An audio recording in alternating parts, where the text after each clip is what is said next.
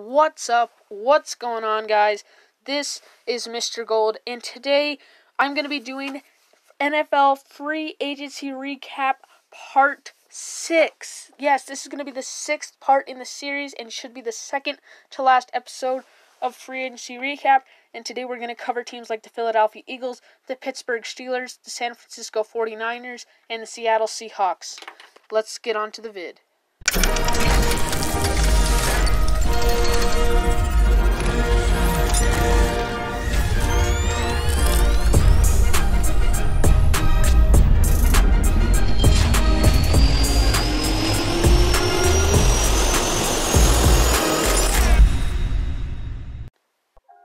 And we're back. Hope you guys like that intro, but let's just jump right on into it. So we're going to go ahead, and I'm just going to let you guys know of some signings. So the Jets were the last team we covered yesterday, and unofficially they have signed, what's his name?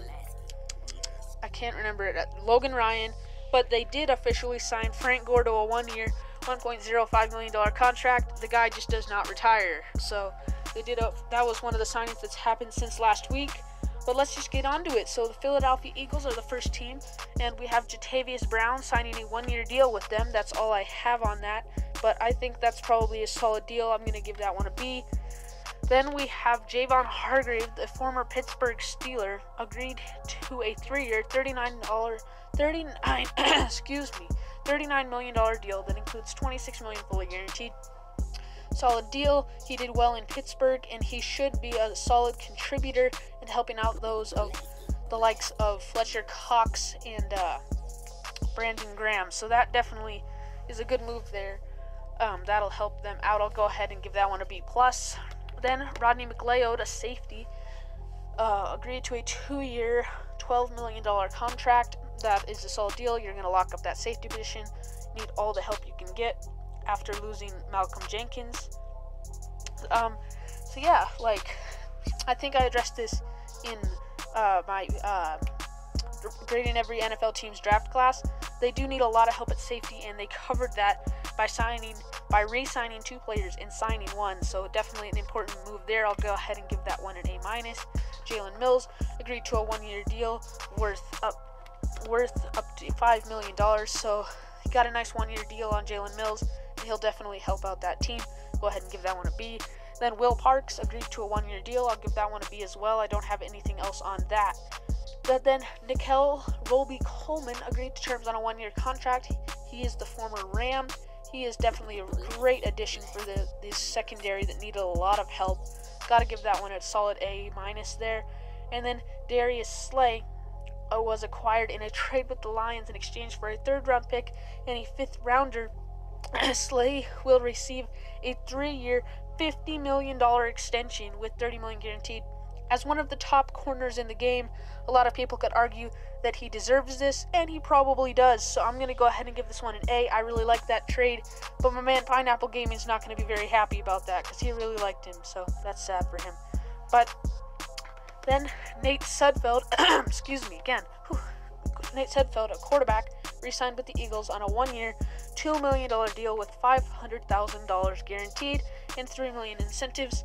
He's pretty much just here as the backup quarterback to Carson Wentz and now Jalen Hurts, so he'll probably be 3 or 4 on the depth chart, but he's here for another year, and I'll go ahead and give that one a B-. And that's going to go ahead and do it for us for the Philadelphia Eagles. Now we're going to have the Pittsburgh Steelers, and their first signing is Bud Dupree. They placed the franchise tag on, so they're maintaining him, key part of their defense. That's a good move. Then they signed, and I'll go ahead and give that one an A-. Then Eric Ebron, a tight end, signed a 2-year, $12 million deal. They needed some tight end help. This dude's perfect for the team. I really like this deal. I'm going to give it an A. Then Derek Watt, a fullback, signed a 3-year, $9.75 deal that includes $3.25 million guaranteed. Definitely a really good deal. Bringing the second Watt to Pittsburgh. Now all you guys need is for the Texans to trade J.J. Watt to them, and you'll have every single Watt there. But definitely a good move. They lost Roosevelt Nix in free agency. I believe we covered that with the Colts. So definitely a good move there. I'll go ahead and give it a B+.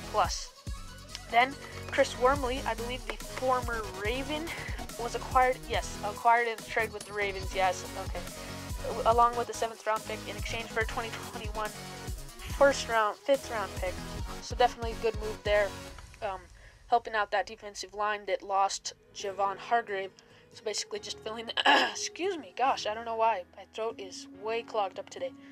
But he's filling up the hole that Javon Hargrave left. I'll go ahead and give that one a B.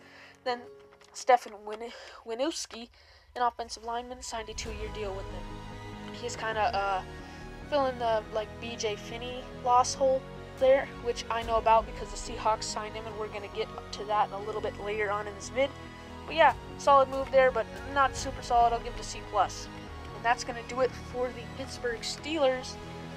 And now we will move on to the San Francisco 49ers. This could be a shorter episode, but the reason it's so short is that I'm trying to instead of making it a really long episode with all the remaining teams, I'm going to try to make it 2 shorter episodes with the remaining.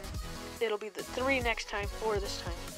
So anyway, San Francisco 49ers signed Eric Armstead. He re-signed with the 49ers on a 5-year contract worth up to $85 million. That includes $48.5 million guaranteed. This is a massive deal for him. I think $85 million is the highest deal we've talked about yet. Massive deal there. Is he worth the money? Maybe. He might be. I'm going to give this one a B. I don't necessarily like it a lot, but definitely a good move there. Then Travis Benjamin, the former Charger, signed a 1-year deal with up to $2 million. He'll help out in that, return game, I think is where he usually is. But he'll definitely help out there. And they needed to add some wide receivers, but they only added him. But you don't have to change much. This is a Super Bowl team here, and I know this is iDog's team as well. I'll go ahead and give that B-. Then Ben Garland, a center, re-signed with the 49ers on a 1-year contract worth $2.25 million. Solid deal there. He'll just lock up that center position as they continue to improve the line. I'll give it a B. Then Jimmy Ward, a safety, re-signed with the 49ers on a 3-year contract worth up to $28.5 million. So you're giving him a lot of money, but he is a very solid safety. I'll give it a B+. Then Trent Williams acquired in a trade with the Redskins in exchange for a 5th round pick and a 2021 3rd rounder. I hate to do this, because I'm a Seahawks fan, but this is going to be an A+ move right here. You can't go wrong with this. That's dirt cheap for one of the best tackles in the entire NFL, and they're very hard to come by. A+ move there, solid move by the 49ers. Then the Seattle Seahawks will be our final team for today, and first player they signed is Philip Dorsett, a wide receiver, signed a 1-year, $1.05 million contract. I really like this move. He's a deep threat wide receiver with a lot of speed, and he should help out Russell Wilson, and he said he only came to Seattle because of Russell Wilson. So definitely solid move there. I'll give it a B+. Then Quentin Dunbar acquired in a trade with the Washington Redskins for a 5th round pick. This dude is PFF's number 2 rated corner. I get to give this one an A+, and I'm very happy about it. So 49ers and Seahawks both get an A+ for their trades with the Redskins, and the Redskins and the Texans are now the laughingstocks of the NFL. Congratulations, man. And I will go, A+ on that one. Then B.J. Finney, the former Pittsburgh Steeler, signed with the Seahawks on a 2-year, $8 million deal. And that's a solid move. We really needed to beef up the line this offseason, and we have done that. So I'll give that one a B. Jacob Hollister got a 2nd-round tender. I'm really happy about that. I'll go ahead and give that one a B+. Then Bruce Irvin, an edge, signed with the Seahawks. Definitely a really solid move there. He's older, but he had more sacks than Jadeveon Clowney last season. So definitely a good move there. I'll give it a A-. Then we have Mike Upati, agreed to terms on a 1-year deal, so we re-signed him. I'll give that a B. Cedric Ogbuhui,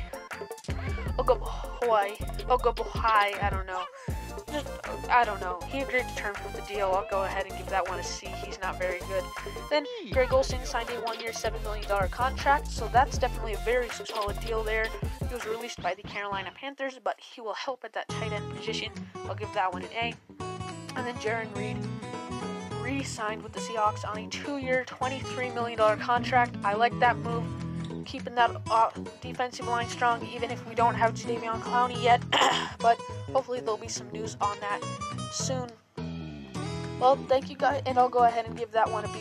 Thank you guys so much for watching, and we'll see you next time. Don't forget to like and subscribe.